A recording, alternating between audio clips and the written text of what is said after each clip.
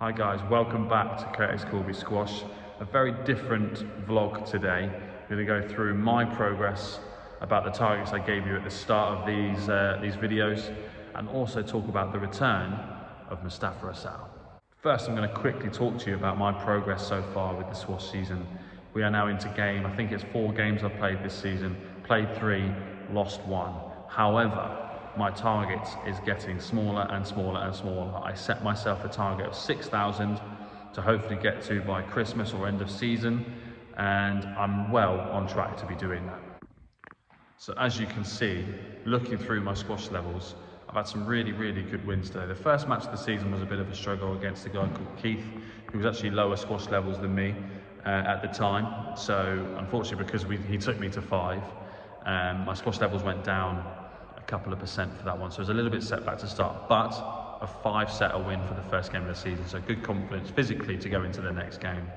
As you can see then, also my second match I believe was against a guy called Steve Lewis, who was 6,000 squash levels, and I beat him 3-love. So as you can see again there, big improvement in my squash levels, went up a good 4% I think for that game as well. Then my third match was against Kingsbridge, against a guy called Kieran, who again I think I lost to a couple of seasons ago and made very difficult work of it. Another comfortable 3-love win, which is really good for my confidence game going into what was a tough match this week. So I played arguably my hardest match of the season so far this week. It was against Newton Abbot, my old home club, against a young man called Billy, who I've never ever beaten, and to be honest I wouldn't expect to win either. However, he's on I think it was about 9,500 squash levels, or 9.2, 9.3, around that area. So in terms of squash levels on paper, head and shoulders better than me. Went 2-love down, playing like an absolute clown, trying to hammer everything low and hard. Against a young whippersnapper like that, never going to be good for me physically, mentally, scoreline, the whole lot. Never a good idea. Now, once I'd actually came off the court after being 2-love down and actually started to think about the way that I want to play the game, slightly slower from the back of the court, a bit like I've said in my other videos, just hitting my targets a little bit more consistently, making sure it gets to my target, then getting in front and controlling the pace that way with volleys and going short. All of a sudden, the third and fourth game were a completely different story. I was on top of him for both of those games, managed to get into a 5th. Now, unfortunately, when I came into the 5th, I think because I'd already, in my head, overachieved against someone of that level, I kind of switched off a little bit. So unfortunately, the 5th game didn't go my way. However, some huge positives going into the rest of the season now, because against a player like that, to take him to 5 games, I'm well chuffed with that. Really happy. And as you can see from the squash levels, I went up about 4% again. So I'm now just shy of 5k. So I've gone up since the start of the year, or this time last year, I was about 3,100, 3,200, and now I'm just under 5k.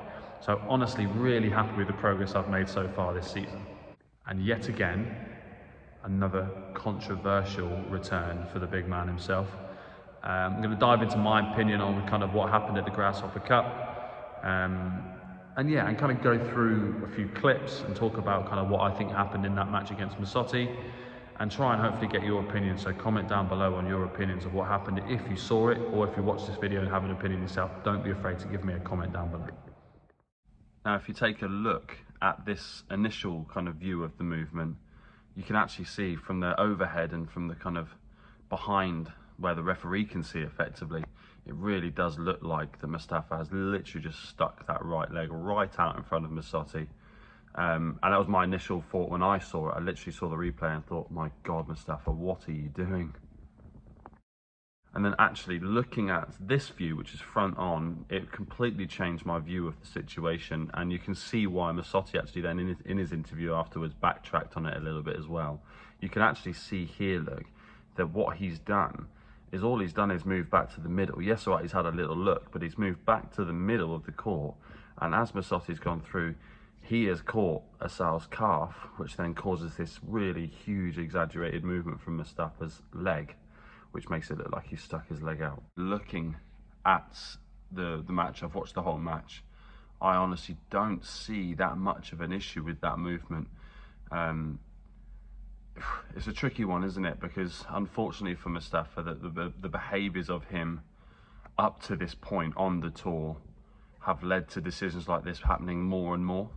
I'm actually quite glad that Joey Barrington, the PSA Squash TV guys, have actually turned on their kind of opinion on it, because it might help then everyone else view it in a slightly different way, which I think Mustafa deserves in this case.